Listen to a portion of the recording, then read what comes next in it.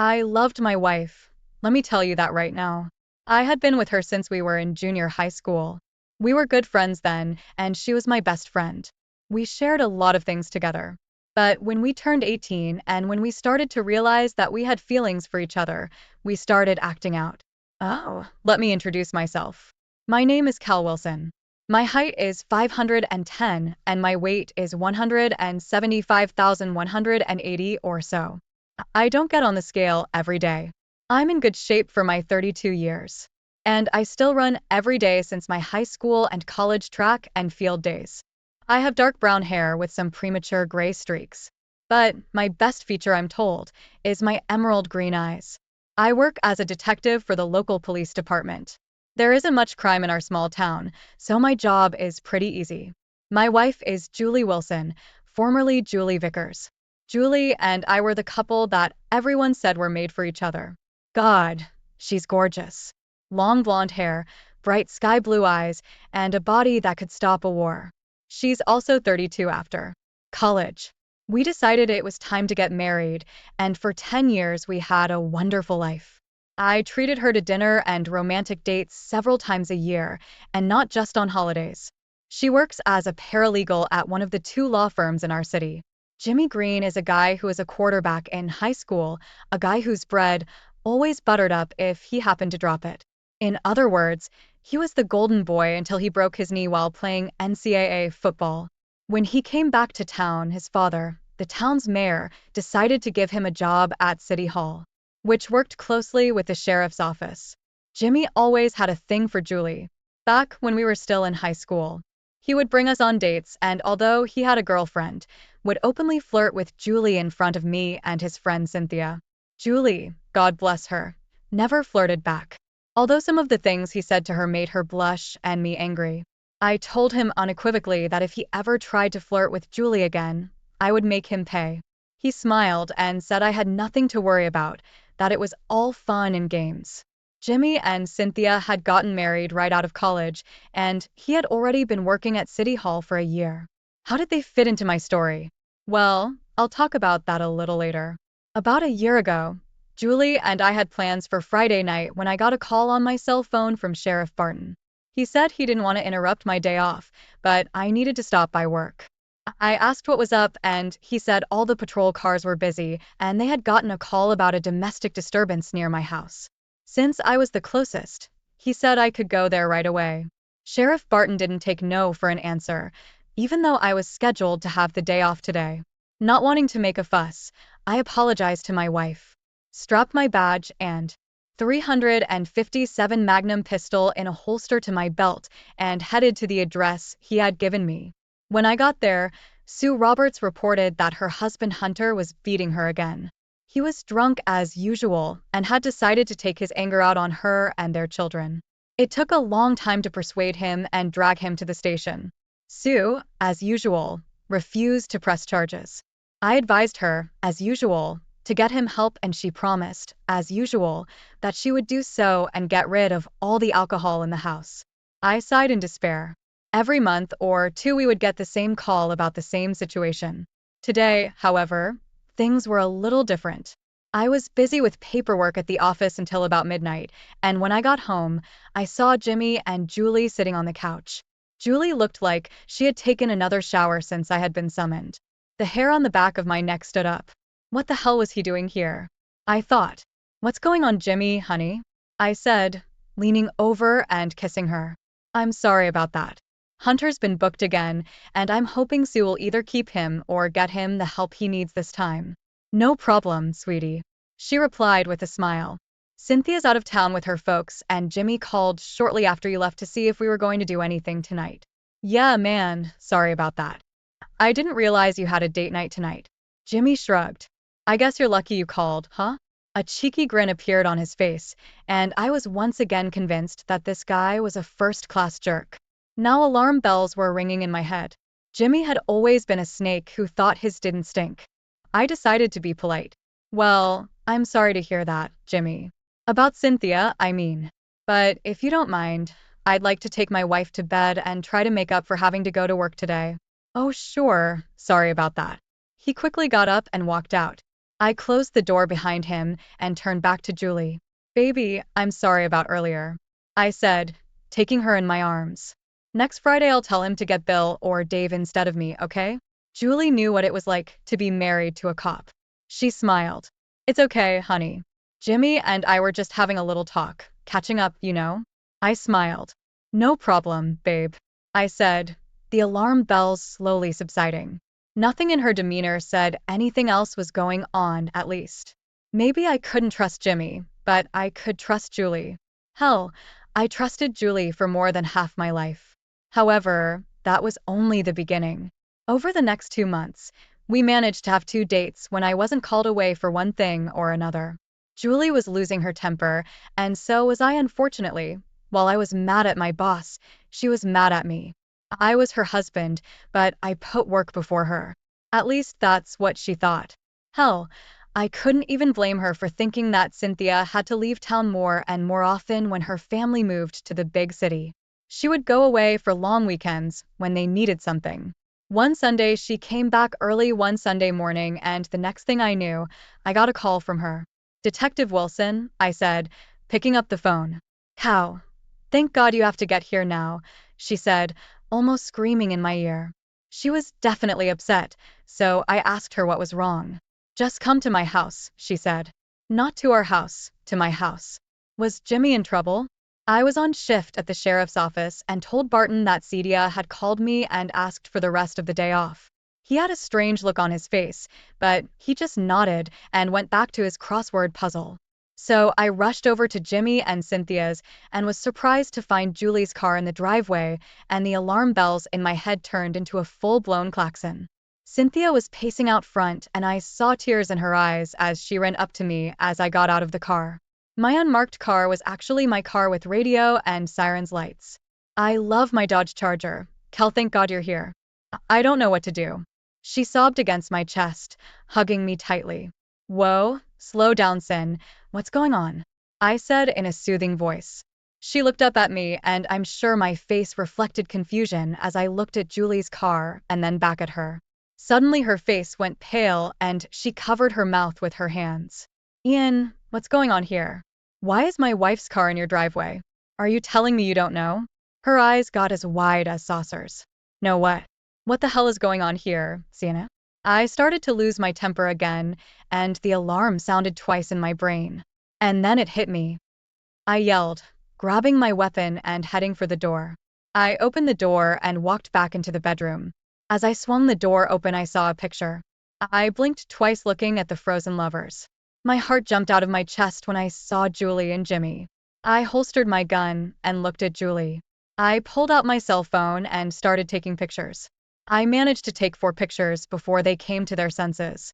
I can explain, honey, she said as I kept clicking my camera. I ignored her and then turned to Cynthia, who had followed me. CNN, did you know about this? I asked, ignoring my wife. Yes, Cal, I did. I swear I thought you did too. I wasn't happy about it, but I knew Jimmy had needs when I was out of town. She blushed, but met my gaze firmly. You weren't happy about it, were you? And you thought I knew? I asked, keeping my voice even. Yes. Julie told me she talked to you about it, and since you work most Sundays, she'll be here sometimes. Cynthia cried again. I didn't realize how bad it was until I saw them together. And then an idea hit me. Okay, how about this? I'll take Cian to my house. Is that okay with you, Sin? I asked her. No, you're not touching her. Julie and Jimmy seemed to shout this in unison. Cynthia looked at them in disgust, then turned to me. You know what, Cal? I want you to take me back to your place. She gave me a cheeky wink. Hell no, yelled Jimmy, jumping up from the bed and stepping toward me. I snatched up my weapon. Jimmy, don't be a fool. What's good for the goose is good for the gander. How long have you been cheating on me with my wife? 2 months, he said, his face contorted with fear and rage. Since the night I was called to Hunter and Sue's house. I said, and he nodded. Yes, that's true. Now stop it, I'm still yours, Cal said. Julie, I still love you. Julie begged me. What? So you can get some on the side and I can't. I looked at her like she had just dropped off another planet. I looked at Cynthia's black curls in the same green eyes I had. God, She was gorgeous too. My love for Julie had practically blinded me to other women. But now that I saw how things were, I saw Cien in a different light as well. I looked at Julie again. You hate double standards, right? Well, that's what a double standard is. If you're going to cuckold me with Jimmy, then I'm going to cuckold Jimmy with Cien. Justice is justice after all. I can't believe you entertained her in our bed, yelled Cynthia.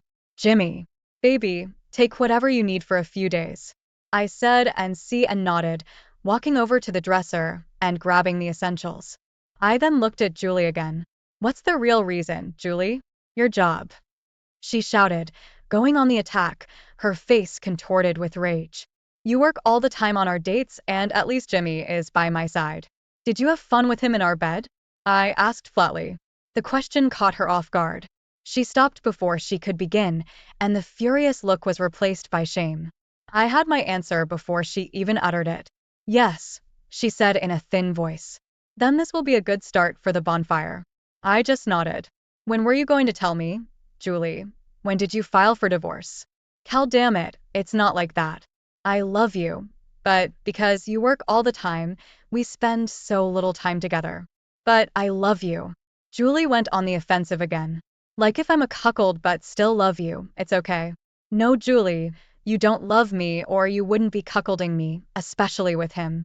I shot back, and she really had nothing to say to that. She looked at Jimmy. I'm going to live with Cal.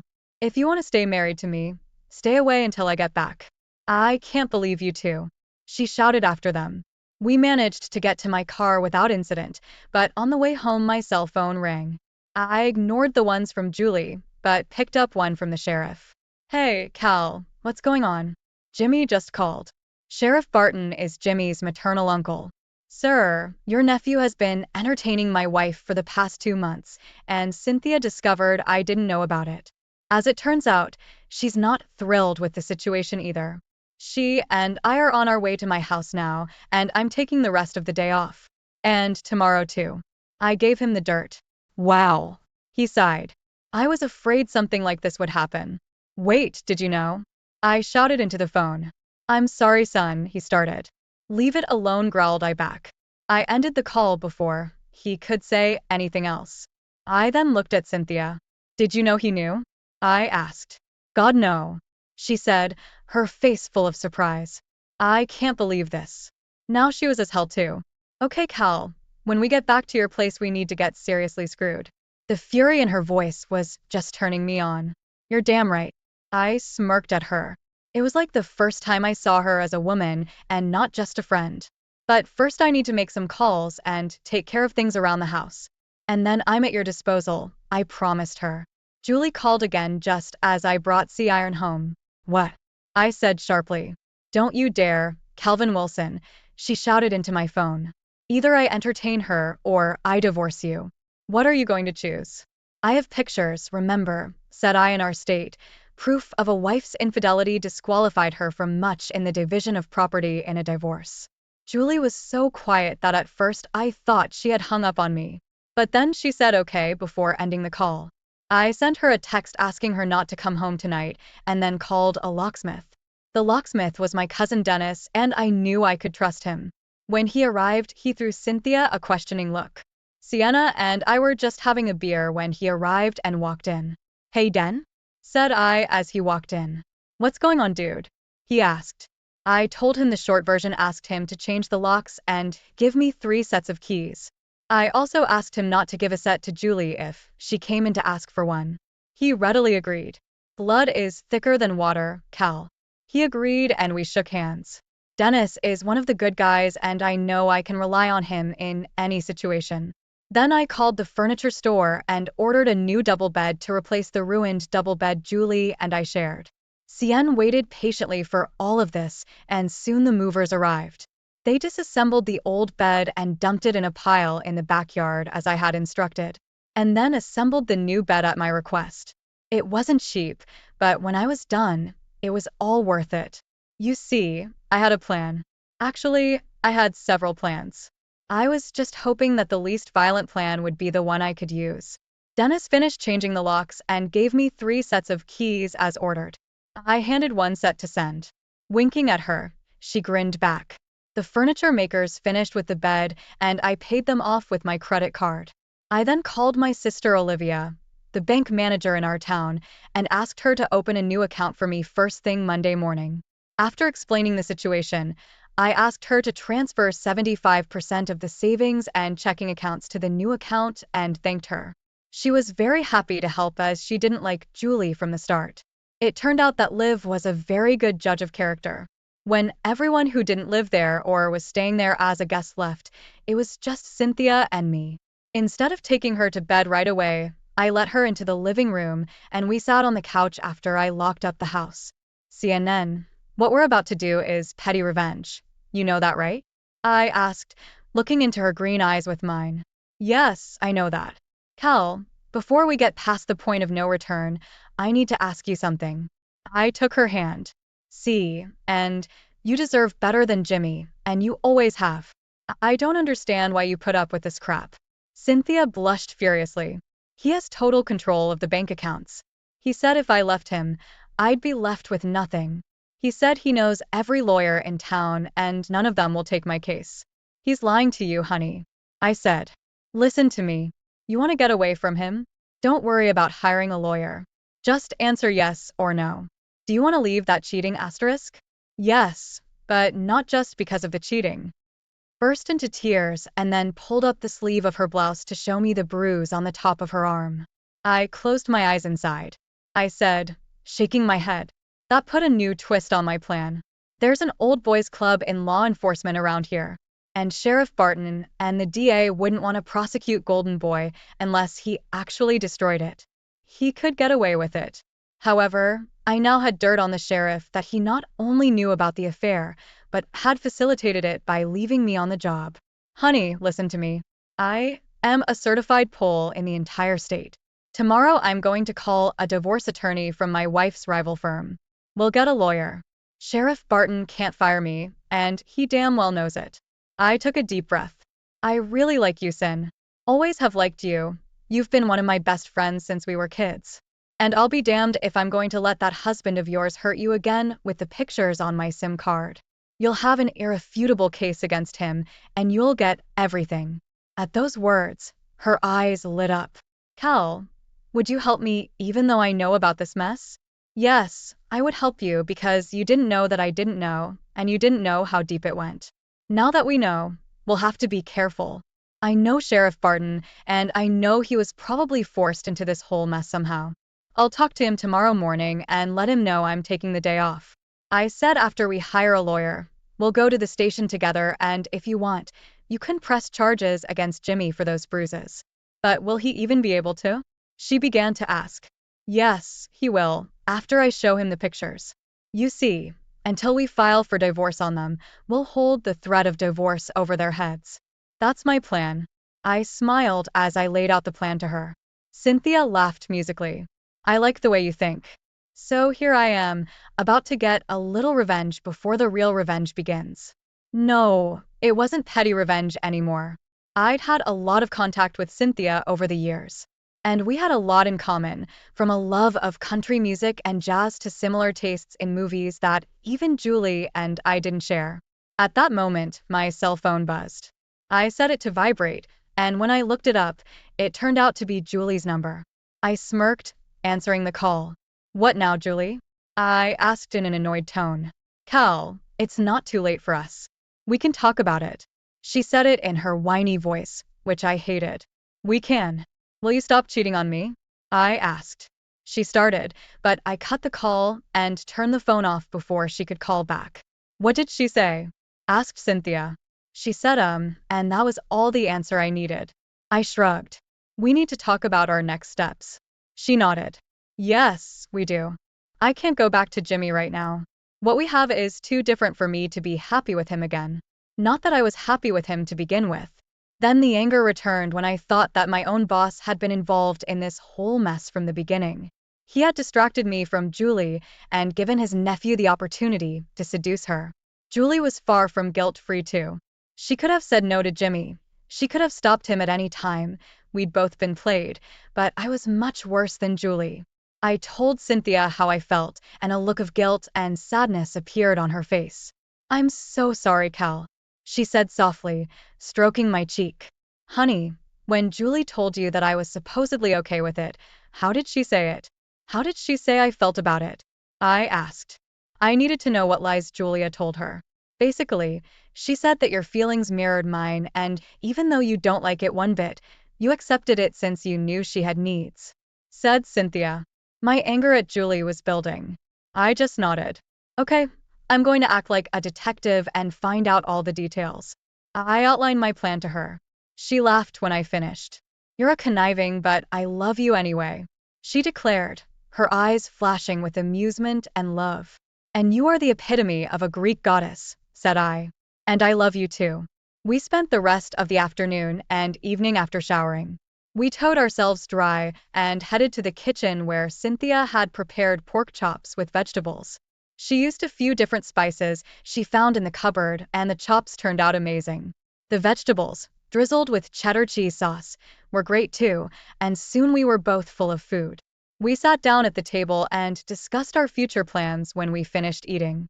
I complimented her cooking skills and gave her my honest word that she was a much better cook than Julie.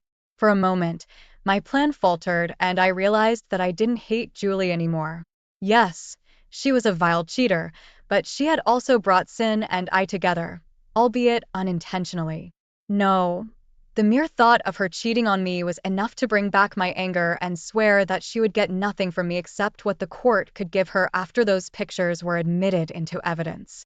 Yes, I had a plan, but it would take a little time to work out all the details and get into action. When we fell asleep, we found ourselves in each other's arms, which Julie hated. She loved her space while sleeping. Cien, on the other hand, was the complete opposite. She loved to cuddle and I loved to cuddle. The only real blessing in our impending divorces was that neither of us had children. According to her, Julie and I just weren't ready yet. She wanted to save up some money from her paralegal job, which was making her some pretty decent money before we tried to have a baby. San, on the other hand, just didn't want anything to do with Jimmy's kids and told him so. She said that after the crap he'd put up with over the last 2 months, she's damn glad she stuck it out, even though he begged her to stay home and have kids. Cynthia is a real estate agent and basically sets her own schedule, and since the real estate market is booming in our once horsey town, she makes a living. The challenge was to withdraw money from her and Jimmy's joint bank account. I wanted to get Liv involved, but I didn't want the blowback to fall on her if things went wrong. However, Cien had sales receipts and pay stubs from her job. We could sue her for her paycheck and get him off the hook either way. So, having devised a plan, we got in the car the next morning and drove to the lawyer's office. We talked to Phil, Lev's husband and my brother-in-law, and he took our case at a family discount. In other words, he took the case for a dime and a chance to put the screws to Jimmy. Yeah, Jimmy hit on Live once and Phil didn't like it. It was becoming obvious that Jimmy didn't have many friends outside of his family. Phil drew up divorce papers for both spouses, and I sent him copies of the pictures from the day before to use as evidence. The time code on them was proof enough, and their confessions about how long the affair had lasted gave Phil some leverage in drawing up the legal papers for each divorce. He agreed to gather some real dirt on them and serve them tomorrow, Tuesday.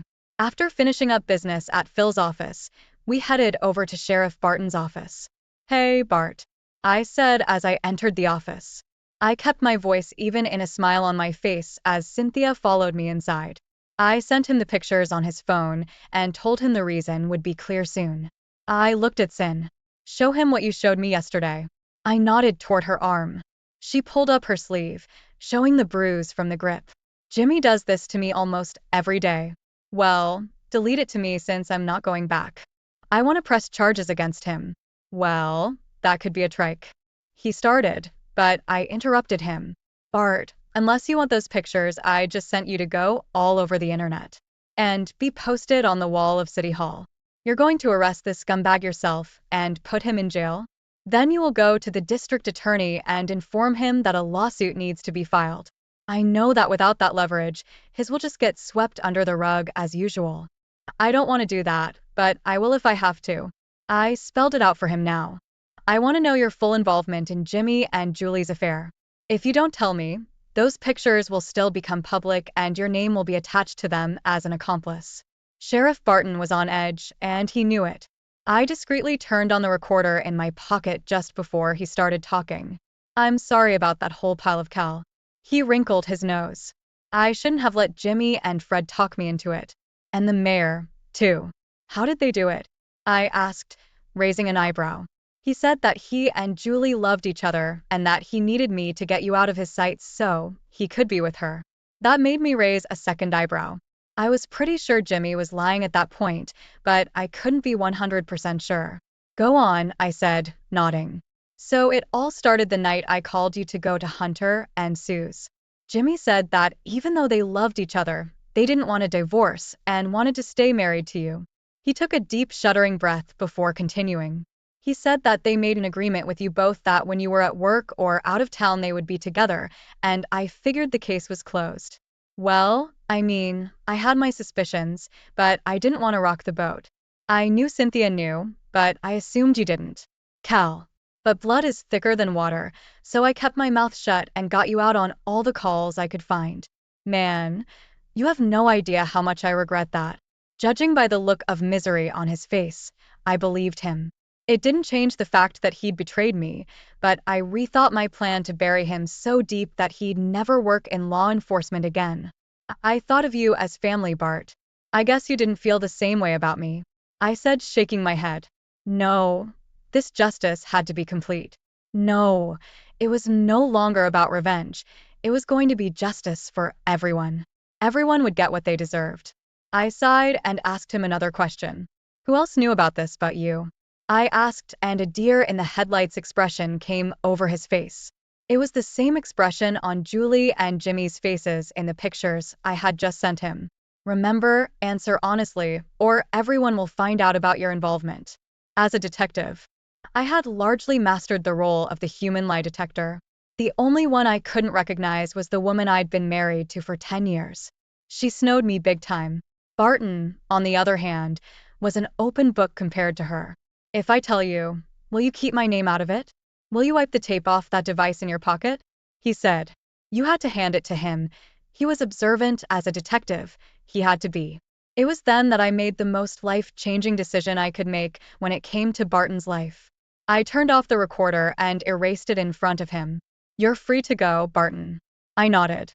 I was going to give him leeway, but not completely. He would still have to meet his family after I was done, but he'd still be able to work in law enforcement. Now tell me, who else knows I'm a cuckold? I growled. Only Fred and Jimmy and the other male family members on their side.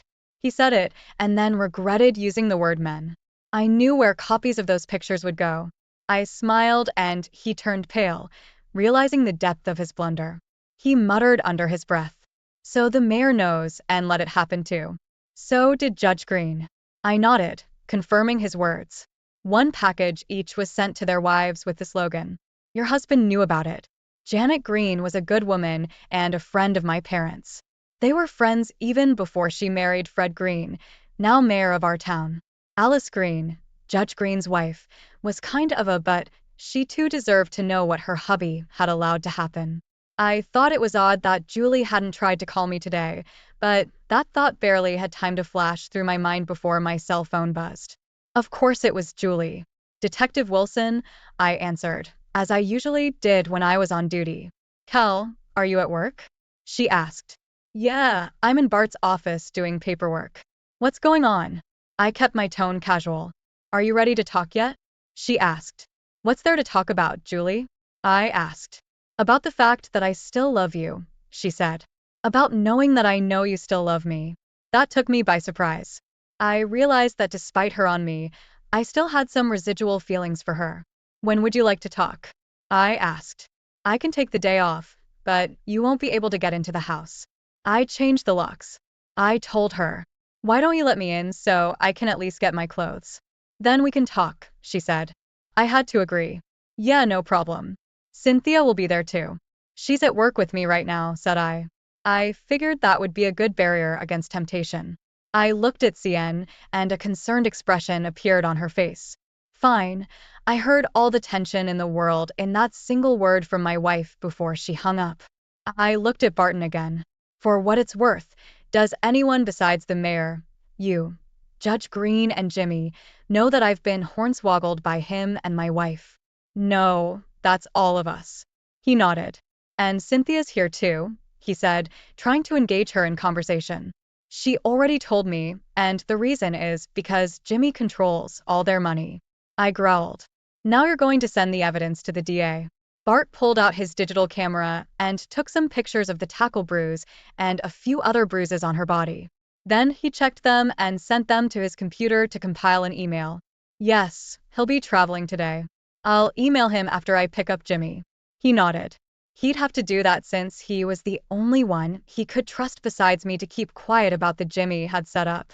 I'll keep quiet all right until it's time to not be silent. Good. The sooner he's off the street, the better. I'd go myself, but you know that. I shrugged. I didn't want to be associated with his arrest, especially after the news of his affair with Julie went public. Yeah, I know I'm not in favor of what you're doing, but what he did to you, I think is inexcusable.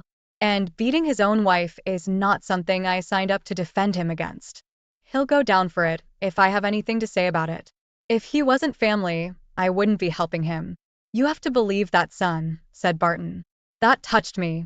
I'd known Sheriff Stanley Bart Barton all my life. And until yesterday, I'd respected and liked the hell out of him. I still liked him now, but my respect for him was riddled with betrayal. I believe you, Bart. I nodded, then stood next to Sin. Now I need to give Julie her clothes and get her out of my house. I said and shook his hand. Are you coming tomorrow? He asked. No, I'm officially taking a 5-day vacation starting today. I'll be back next Monday. I said, smiling. Okay, that sounds good. He smiled, and I had a feeling that when the dust settled, he'd be okay. But I wasn't done yet.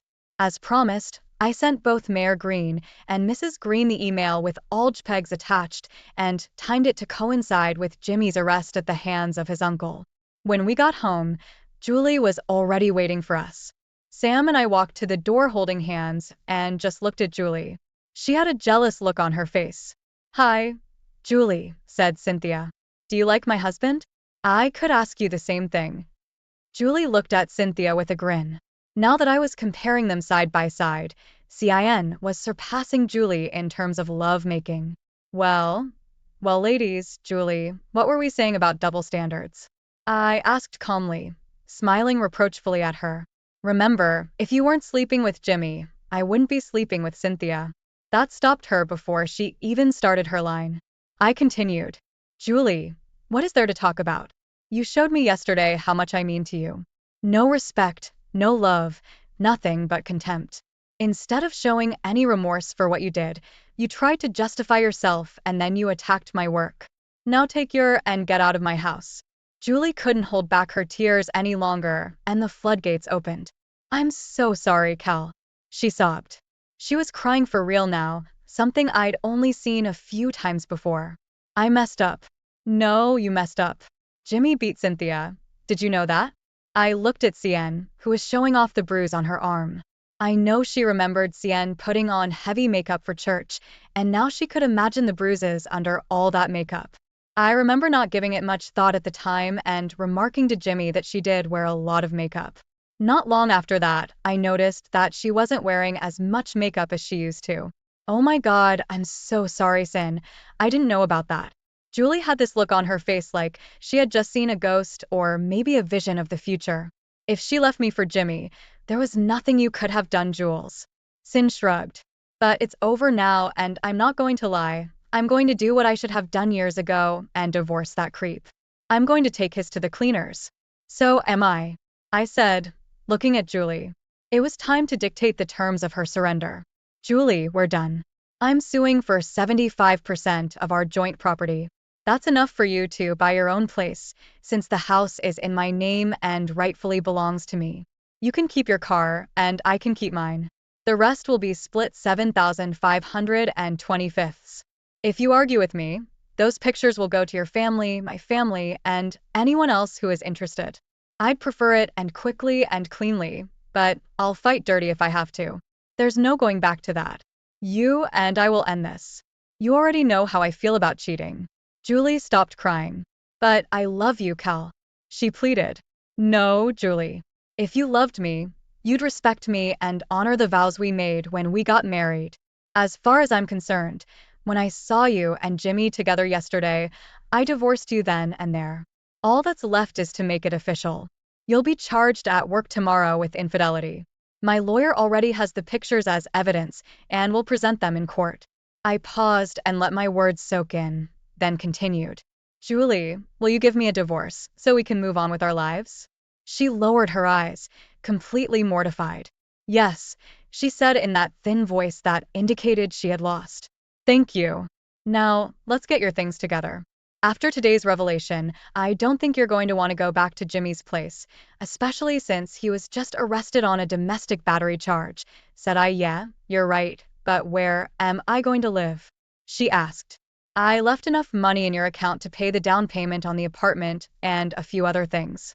It used to be a joint account, but I transferred 75% to an account in my name and removed my name from the joint account, so it's all yours now. I shrugged. I hope things work out for you, Julie. As much as I'd love to hate you, I just can't. We've known each other too long, but I can't and won't forgive what you did to me, to us. At those words, Julie grew sad. She was obviously hurt, but I held back. It was really hard to do, but I did it. Hell, part of me wanted to just hug her and tell her everything would be okay, but I knew better. If she loved me, she wouldn't cheat on me. It was the only thought I needed to finish fighting her sadness and considerable charms. Yes, when viewed objectively and not with a heart full of love, she was no match for Cynthia, all things considered. But that didn't stop her from being magnificent in her own right. Cynthia helped us pack all of Julie's things, but it still took damn near forever. By the time we were done, it was too late to find an apartment and we were in deep. We collapsed in the living room and most of our suitcases were stuffed with Julie's stuff. Her closet was cleaned out and her dresser and nightstand and makeup table and bathroom sink and well, you get the picture. I never realized you had so much stuff, Jules. I chuckled as Cynthia walked in and handed us both a glass of beer and then sat down on my lap. Julie watched us with a look of longing on her face. No jealousy for once, just a sense of what she discarded. Well, it's been over 10 years since I moved here, and you know I never throw anything away as long as it's wearable. Julie shrugged and I couldn't keep from giggling again. I know, okay? I smirked. Jules, it's getting late. You can sleep in the guest room if you want. Cynthia leaned in close to my ear. Is that a good idea? She whispered. I don't hate her sin. As much as I want to, I can't. I don't love her anymore, but I still care about her. I whispered back. Then I looked at the hopeful expression on Julie's face. Jules, it's just for one night. You can sleep in the guest room, but pack your car in the morning and remember you have to work with the divorce papers. I drove her home. Julie suppressed a sob. Is this really necessary? She asked finally. Can't we just go see your lawyer in the morning and I'll sign everything in his office? I hesitated. As much as I wanted to humiliate her, I also remembered the good times we'd had over the years. Damn, good thing memory is a good thing. I looked at Cien and raised an eyebrow. What do you think? Is it worth it? I asked her. Cynthia looked at Julie and saw the utter despair in her eyes. Then she looked into mine again. I think she's suffered enough already. And yes, I think it will work. I looked at Julie. Great. We'll go to Phil's office in the morning, then you'll sign the papers, and we can ask the judge to declare us divorced. We won't go to counseling, and we won't have to worry about child custody, so no worries. Julie smiled slightly. She had escaped my wrath for the moment. The dust hadn't settled yet. Hell, the explosion hadn't even happened yet. I see you've already replaced the bed, she said, her voice still low and full of remorse. Yeah, I needed to upgrade it anyway, but I didn't know at the time that Shin here likes to cuddle. If I had known, I probably would have settled for a double. I smiled and couldn't resist pouring some salt on Julie's wounds. She visibly flinched at the prick. I really wasn't such a good wife, was I? She said, apparently feeling the weight of her decisions. No, you were a good wife until you decided to entertain not just another guy, but unlike Jimmy Green. You knew how I felt about him. Well, The day of reckoning is upon him. If you don't want to get crushed, I suggest you get out of town as soon as possible when the divorce is final. I told her in an even voice, emphasizing each I know. An expression appeared on Julie's face that spoke of her fear. What do you mean, Cal? I mean what I'm saying. Jules, look, I have no hatred for you, but there's a storm coming. When the mayor himself allows his son to entertain another man's wife, knowing full well that his son is wrong, there are going to be serious consequences. The fact that he knew about it, or even allowed it to happen with his blessing, is not illegal. What is definitely illegal, though, is that this husband should be assigned to a job so that his son can do it. I was lying through my teeth, but it was necessary to protect Bart. At least Bart had a conscience, and that was supposed to protect him when I blew this all over town. I know Mayor Green was the one who assigned me Friday night, even though I usually had the night off, and he made sure I was busy on Sundays too. At those words, Julie's eyes widened. My God, Jimmy used his own father to set us both up. It all made sense, but in a weird sort of way. You see, Jimmy wasn't in by accident. He took his example from his father, who was a contender for the title of biggest in the universe. Mayor Green was definitely and he had more than proved it with his actions lately. Yes, Mayor Green was number 2 on my list, right after Jimmy Green, but before Judge Green. Bart had crossed himself off the list, but I had a feeling he wasn't going to get away completely unscathed. I pulled out my cell phone and called Phil. Hey Cal, how's it going? He asked, picking up the phone. There's been a change of plans, Phil. Julie's coming over tomorrow morning with me and CIN, and she's going to sign the papers at your office. Is that okay with you? I informed him of the change of plans. Sure, I don't see any reason not to, but have her bring her lawyer with her. I don't want this to come back and bite us in the... He said. Okay, I'll tell her. I nodded. Thanks, Phil. No problem, bro. I got your back. He said and ended the call. I looked at Julie. Bring your lawyer in the morning when we go to Phil's. Julie just hummed and nodded. After finishing our beers, we headed to bed. Julie fell asleep in the guest room and Cian closed the door behind us. As we went to sleep in our bedroom, I had a strange feeling that Cynthia and I would be sharing that bed for the rest of our lives. In the morning, Julie called her attorney and asked him to meet us at Phil's office. After explaining the whole story to him, he looked at her warily but said nothing as he went through the papers and evidence in the divorce case. When he was done, he handed the papers to Julie. This is the best deal you can get, Julie's. Take it and run. That was his advice. Julie, God bless her, followed his advice. 30 days later, after a cooling off period, we were officially divorced. Divorcing Julie was not the real battle. No, the real battle was with Jimmy Green and his dad and uncle at City Hall. But thanks to the letter I sent to their wives, we had an ally in Janet Green. Alice Green did not respond, and I figured she had her own plans to do justice to the honorable judge. Judge Reinhold, no relation, reviewed the evidence and Jimmy was placed under house arrest without bail thanks to his record, which was swept under the rug until recently uncovered by his own dear mother. You see, Jimmy had a huge trust fund courtesy of Daddy Dear. And that trust fund was being hunted down by Phil, who was now representing Cynthia in her divorce from Jimmy. Jimmy was stupid enough to resist the divorce, so Phil pulled out the big guns and went after the trust fund. When Jimmy pleaded guilty, he was given probation but kept under house arrest. It wasn't ideal, but it had to do for the moment. At work, I got a call from Cynthia, who is now living with me full-time. Informing me that Janet Green was at the house, I said I'd be right over. Informed Bart that I had a sister and he only nodded and smiled. I hurried home. When I arrived, Cynthia and Janet were having coffee in the living room.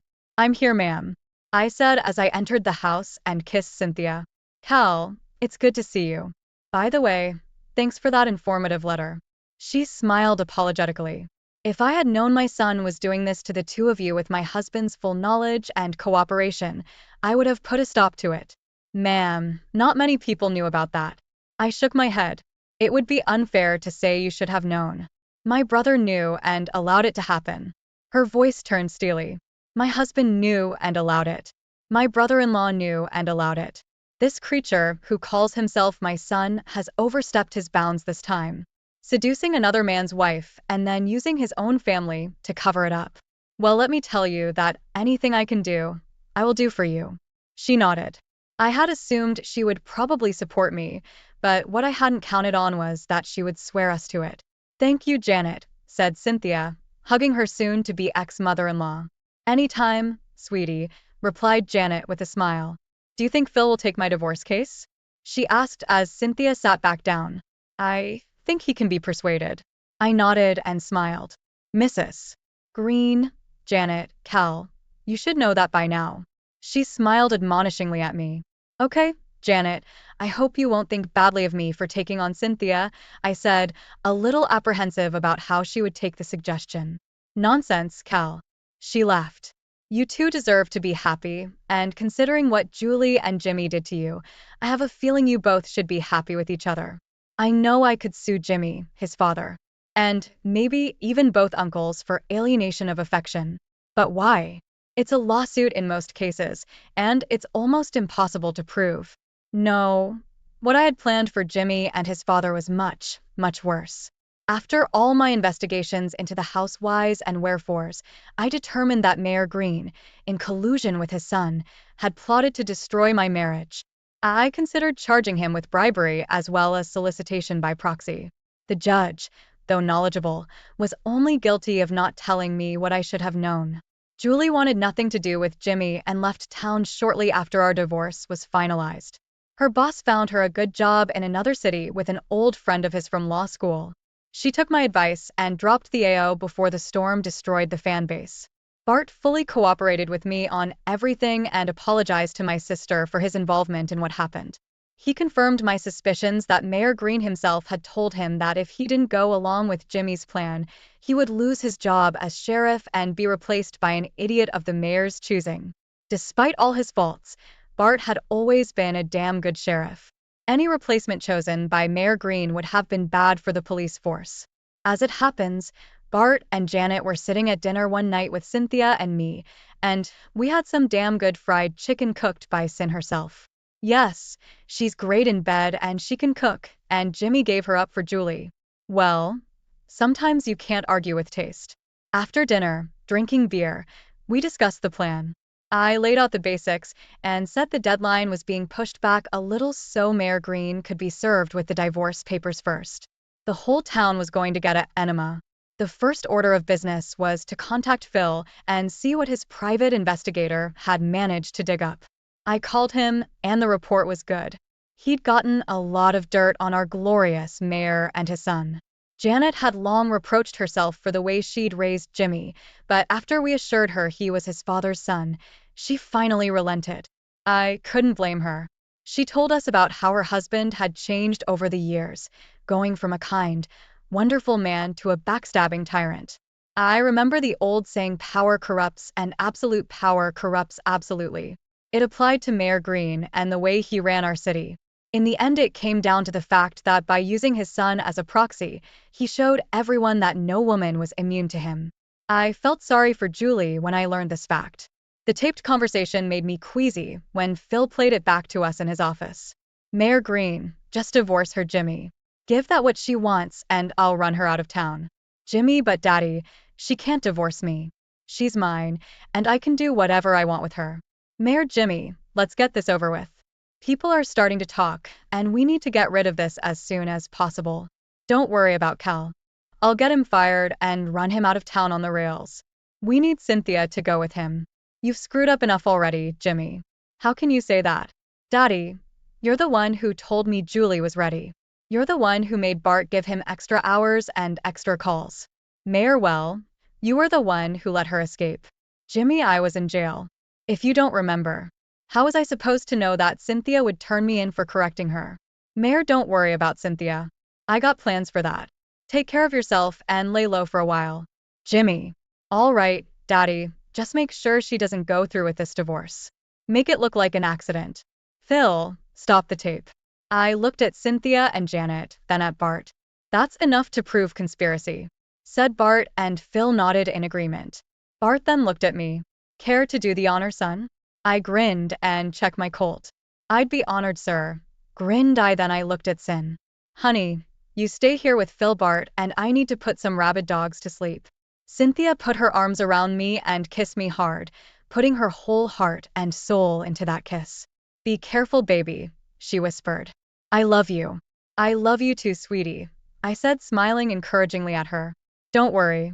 Bart and I can handle it. We got into Bart's car outside Phil's office. He turned on the lights and siren, and we raced toward the mayor's estate where Jimmy now lived. On the way, he called Judge Reinhold, still no relation, and got a warrant for their arrest based on a wiretap of a private investigator. Gotta love the Patriot Act. When we arrived, Mayor Green was just finishing dinner with his son, and they didn't even hear us pull up. After Bart turned off the siren, we pulled up in front of the mansion and went inside with guns at the ready. Bart proved he still had one when he kicked in the door. What the hell is going on here? Demanded Mayor Green. A look of pure terror appeared on Jimmy's face as he saw my .357 pistol and Bart's .44 caliber single barrel pointed at them. I covered Jimmy as Bart moved forward and set the charges. Frederick Green, you and your son Jimmy Green are under arrest on charges of conspiracy to commit murder. You have the right to remain silent if you waive this right. Anything you say can and will be used against you in a court of law. You have the right to an attorney and to have an attorney present during questioning. Do you understand these rights as I have enumerated them to you? Bart holstered the Colt and buckled the handcuffs behind Fred's back, making sure they were well buttoned and the keyholes were away from his hands. He then sat the mayor down and cradled Jimmy while I read him his rights and handcuffed him as well when they were both cuffed and stowed in the back seat of Bart's Charger. We flashed back to the station and processed them. Jimmy, showing rare ingenuity, kept his stupid mouth shut. Once Fred was in the cell and Jimmy in the interrogation room, I went in with Cynthia by my side. I laid out the papers in front of him and then turned on a tape of him confessing, in general terms, to killing his wife. Jimmy listened to the whole thing and then turned noticeably pale. Every drop of blood turned to ice in his veins as he realized how deep he was mired in this. This can't be admissible in court. He tried. It doesn't matter, Jimmy. I shrugged. What matters here is the court of public opinion. If we invoke the Patriot Act, suspecting you and your father of harboring domestic terrorists, and show Homeland this conversation, it could easily be misconstrued as planning an execution as an act of terror. I was talking thick, but I was having a hell of a lot of fun doing it. What do you want me to do? He asked, broken. He knew we had him cornered, and he knew he was going to get the big green weenie with no lube and a sandpaper condom if he didn't play ball. As soon as your lawyer gets here, you will sign this paper giving Cynthia everything. He'll witness it, and then everything will go to the judge. The judge will give everything to Cynthia. You'll go to jail, and then you'll get out, and live your life as it will be. Do you understand how things will play out? I asked, and he only nodded in response. It felt damn good to see Golden Boy go down a few dozen steps. Jimmy, if you hadn't gotten it into your head to seduce my wife, none of this would have happened. You took the wrong man's wife. Man, I'm sorry. He cried. For the first time I'd ever seen him cry. Jimmy Green was crying. I looked at Cynthia and she looked at me and our faces expressed pure shock. Then we smiled at each other and looked again at the sobbing, crying, apologizing Jimmy Green. Shut up. Jimmy snapped. Cynthia, you and your father were going to kill me. You're just sorry you got caught. This brought Jimmy out of his daze. He finally realized what a screwed up mess he was in, and his brain practically shut down. He just stared at the wall between US and CNN. When his lawyer came in, I played him the tape and he closed his eyes and let out an intermittent sigh. When I laid out my plan to send the tape to the local news stations and even the major TV stations, he managed to get Jimmy out of his self-imposed state and get him to sign the divorce papers with Fred Green. We managed the same thing, and he signed the papers without a fight as soon as his lawyer arrived. And since we never wrote that we would withhold evidence if they cooperated, we went ahead and sent copies of the tape to news stations, the big 3 networks, and even Fox News, and then sent a copy to the state attorney general's office. It was as if a small thermonuclear device had exploded in our quiet town. News vans were everywhere, Law enforcement from state police officers to the FBI flooded our town, and the motel business was booming for the small farming community. We were raising money for the town coffers, and it turned out to be a heck of a lot of fun for everyone. Except Jimmy and Fred Green. The feds dug deeper and found some questionable tax practices in Fred's past and a few odd things in Jimmy's day-to-day dealings at City Hall. When the dust finally settled, Bart was cleared of all wrongdoing, although Jimmy and Fred tried to throw him under the bus over the scam scandal, but he came out clean. Julie was subpoenaed to testify about the whole thing and was vilified a bit by the news until I laid it all out straight and portrayed her as a victim. She was young and naive. I was asked in an interview if I would have reconciled with her, to which I answered with a firm no. I wouldn't argue with that. Cynthia got everything in her divorce from Jimmy, and Janet got everything in her divorce from Fred. They got solid prison sentences for their involvement in the conspiracy and other charges that the feds found a way to bring against them. They will likely die in prison when the guilty verdicts and sentences are handed down. Cynthia and I were married, and her relatives came back to town for our wedding. Julie came, having been invited, and brought her new boyfriend with her. I talked to him, and he actually turned out to be a good man. There you go. I was even happy for her. Jimmy found love again, as I learned from talking to him. As it turned out, his cellmate was a very large but very loving man. Jimmy's farts stopped being noisy after his 6th month in prison. Jimmy's uncle, Judge Roy Green, came under investigation along with his brother and nephew, and the feds found some irregularities in his cases and sentences. He was found to have taken bribes and engaged in other nefarious activities. It also turns out that Alice was the one who turned him into the feds. I wonder why. Anyway, he ended up at Club Fed after Alice brought him to light during their divorce. As for Fred, the former mayor, he played in many prison musicals, usually singing soprano parts. Julie ended up marrying the guy she brought to CYN and I's wedding, and they now live in town. From what I hear, she's having a baby. Good for her. Bart retired and is now living out his golden years with his wife. They're empty nestlings now, but he still shows up at the office occasionally. I became sheriff after a new mayor was elected. Mayor Barton is a divorced woman who, when her ex-husband abused his power, stood up for him, earning the trust of our town. Yes, Janet took her husband's place and appointed me sheriff after Bart retired. Now here I sit, years after that fateful day when I was called back from a date night with Julie, and here I am holding my young son in my arms while a very pregnant Cynthia feeds our 2-year-old daughter, and life is good. We've turned the guest room into a nursery, and our toddler has his own room. We have 4 bedrooms, and Cynthia has already made it clear that this will be the last baby. She plans to get her tubes tied after this baby arrives. Or, as she puts it, the baby factory is closing, but the playground will be up and running. I love my wife.